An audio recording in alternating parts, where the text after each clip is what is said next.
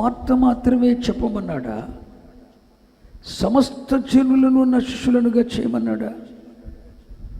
నీవొక విశ్వాసిగా మాత్రమే మిగిలితే,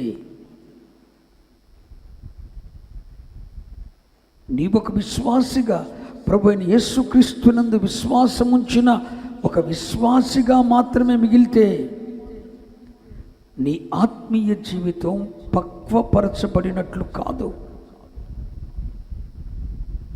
నీవైనా నేనైనా ప్రభు అయిన యేసుక్రీస్తునందు విశ్వాసం ఉంచిన ఒక విశ్వాస వీరుడు కానీ ఒక విశ్వాసి కానీ మనం మిగిలిపోకూడదు.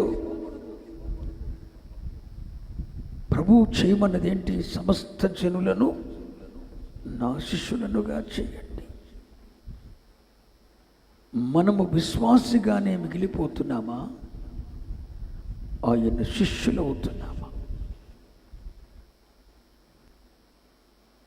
ఇన్ని సంవత్సరాలు ఆధ్యాత్మిక జీవితం జీవించిన నీ జీవితంలో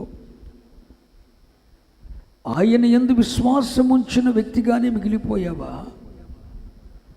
ఆయన శిష్యుడవు కాగలిగావా? 12 మంది మాత్రమే కాదండి ఆయన శిష్యులు, సమస్త జనులను నా శిష్యులనుగా చేయండి. ఇది ప్రభు తన శిష్యులకు అప్పగించిన పని. ఈ రోజున భూమి మీద పరిచర్య చేస్తున్న ఏ సేవకుడైనా, ఏ సహోదరుడైనా, ఏ దైవజనుడైనా చేయవలసిన పని ఏంటో తెలుసా? సమస్త జనులను ఆయన శిష్యులనుగా చేయాలి. ఇప్పుడు రక్షింపబడినావు, మారు మనసు పొందినావు, నూతన జన్మ అనుభవం పొందినావు, సంఘములో చేర్చబడ్డావు, ఉపదేశ క్రమానుసారంగా అడుగులు వేయాలని ప్రయత్నం చేస్తున్నావు, పరిశుద్ధాత్మలో పాలివారయ్యావు, ఆత్మ సంబంధమైన వరములు చూశావు, అన్య భాషలు మాట్లాడుతున్నావు, ప్రవచిస్తున్నావు, కృపావరాలు పొందుకున్నావు, అన్నీ బాగున్నాయి. కానీ ఆయన శిష్యునిగా మార్చబడగలిగావా? దైవజనుడి పని ఏంటి? సేవకుని పని ఏంటి? ఉపదేశకుడి పని ఏంటి? సువార్థికుడి పని ఏంటి? సమస్త ప్రజలను తన శిష్యులనుగా చేయాలి. ఎవడైతే ఈ పని చేస్తాడో అట్టి వారితో తండ్రి వాగ్దానం చేసిన మాట ఏంటో తెలుసా? యుగ సమాప్తి వరకు సదాకాలం నేను మీతో కూడా ఉంటాను, సదాకాలం నేను మీతో ఉంటా. ఆ ప్రభువు చెప్పిన పని ఎవడు చేస్తాడో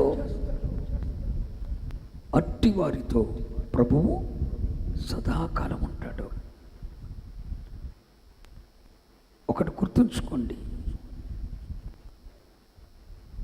ఎవ్వరు ఎవరితో సదాకాలం ఉండరు. తల్లి గర్భంలో ఉండి బిడ్డ వస్తాడు, ఆ బిడ్డకు జన్మనిచ్చిన తల్లి ఈ బిడ్డతో కాటు సదాకాలం ఉంటుందా? ఉండదు. ఆ తల్లికి పుట్టిన ఈ బిడ్డ ఆ బిడ్డతో పాటు సదాకాలం ఉంటాడా? ఉండడు. జీవితకాలం కలిసిమెలిసి నడుద్దామని తీర్మానం చేసుకొని, మనసులను కలుపుకొని, శరీరాలు ఒకటిగా చేసుకొని భార్యాభర్తలుగా చేయబడిన వారు సదాకాలం ఒకరితో ఒకరు ఉంటారా? ఉండరు. ఎవరో ముందు, ఎవరో వెనుక వెళ్ళిపోతుంటారు. ఎవరితోనూ ఎవరు సదాకాలం ఉండరు. కానీ నీతోనైనా నాతోనైనా సదాకాలం మనతో కూడా ఉండేవాడు మన ప్రభువైన యేసుక్రీస్తు. నేను సదాకాలం, యుగ సమాప్తి వరకు సదాకాలం నేను మీతో కూడా ఉంటాను. ఎప్పుడు ఉంటాడు? ఆయన నీకు చెప్పిన పని నువ్వు చేసినప్పుడు. ఏం చెప్పాడు? సమస్త జనుల యొద్దకు వెళ్ళండి, సర్వలోకానికి వెళ్ళండి, సమస్త జనులను నా శిష్యులనుగా చేయండి, శిష్యులనుగా చేయండి. అంటే శిష్యరకం కావాలి యేసయ్యకు. యేసయ్యకు ఎవరు కావాలో తెలుసా? శిష్యుడు. శిష్యుడు ఎప్పుడు కూడా గురువు కంటే అధికుడు కాలేడు. శిష్యుడు అంటే వాడు ఎప్పుడు నేర్చుకునేవాడే. గురువులు యేసయ్యకు అవసరం లేదండి. రెవరెండ్లు యేసయ్యకు అవసరం లేదండి. అభిషక్తులు కాదండి ఆయనకు కావలసింది. రెవరెండ్లు కాదు, బిషపులు కాదు, ఆయనకు కావలసింది శిష్యుడు. సమస్త జనులను నా శిష్యులనుగా చేయండి. ఎవడైతే ఆయన శిష్యుడిగా మిగులుతాడో ఆ శిష్యునిగా మారిన వాడితో, శిష్యునిగా చేసిన వాడితో యుగ సమాప్తి వరకు సదాకాలం ప్రభు వారితో ఉంటాడు.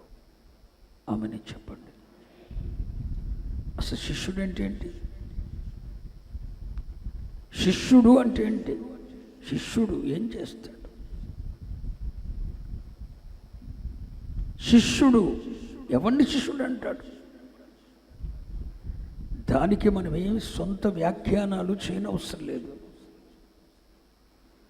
మన ప్రభువే శిష్యుడు ఎవడో చక్కగా చెప్పారు. శిష్యుని లక్షణాలు ఎలా ఉంటాయో ప్రభు చెప్పాడు. ఒకడు ప్రభువుకు శిష్యుడైతే ఎవడు ఆయనకు శిష్యుడు? రండి, కొన్ని ప్రాముఖ్యమైన విషయాలు లేఖనం నుండి మీ ముందుకు తీసుకొని వస్తా. లూకా సువార్త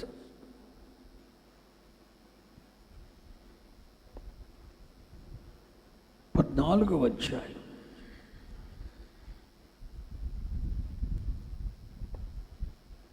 లూకా సువార్త 14వ అధ్యాయం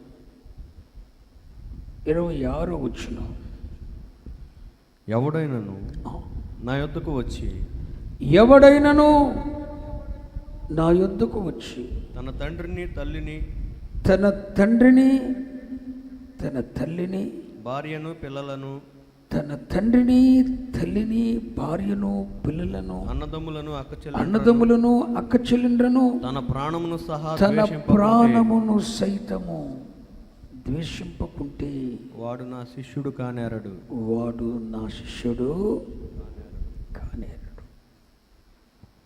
మరియు చాలండి. ఎవడు ఆయనకు శిష్యుడు?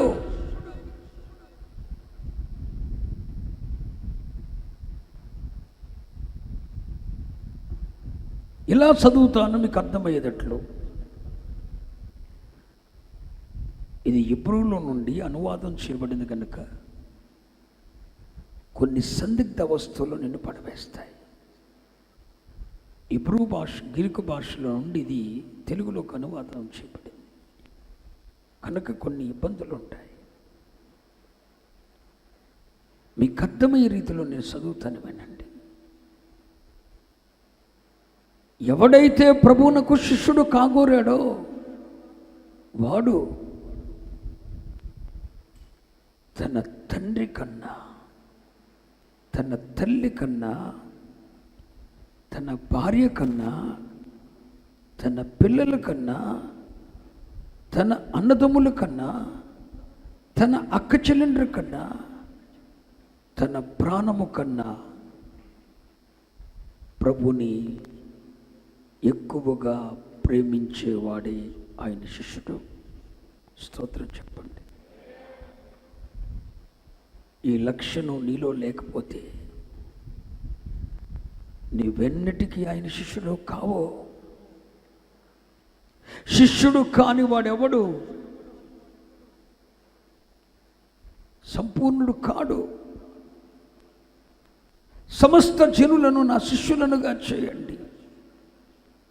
సంఘములో ఒక సువార్థికుడు, ఒక దైవజనుడు చేయాల్సిన పని ఇదే. ఒక కాపరి చేయవలసిన పని ఇదే. ఒక ఉపదేశకుడు, సువార్థికుడు చేయవలసిన పని ఇదే. సమస్త జనులను ఆయన శిష్యులనుగా చేయాలి.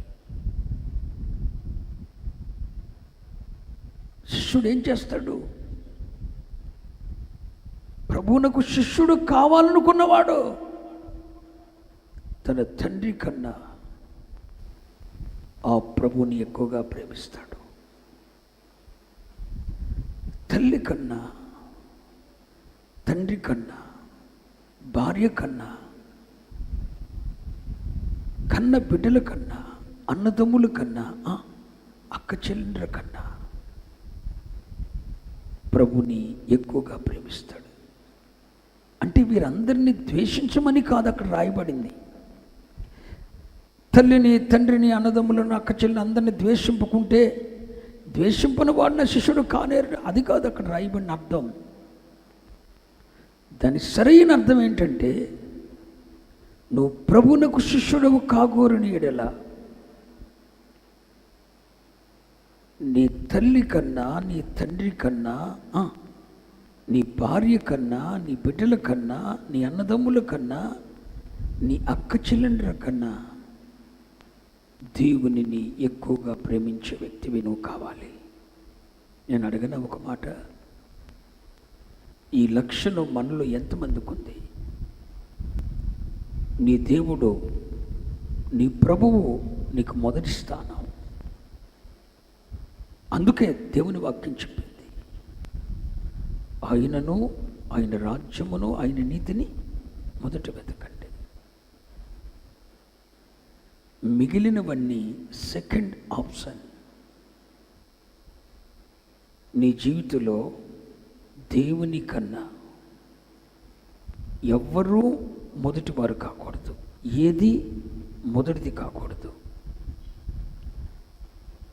దేవుని కన్నా ఏదైనా నీకు మొదటిదైతే, దేవుని కన్నా ఎవరైనా నీకు మొదటి వారైతే నీ వెన్నటికి ఆయన శిష్యుడవు కానేరు.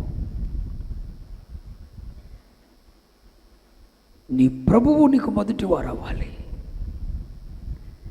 ఎందుకంటే నీ పాప విమోచన క్రైదనముగా తన ప్రాణమును, రక్తమును వెలగా చెల్లించారు.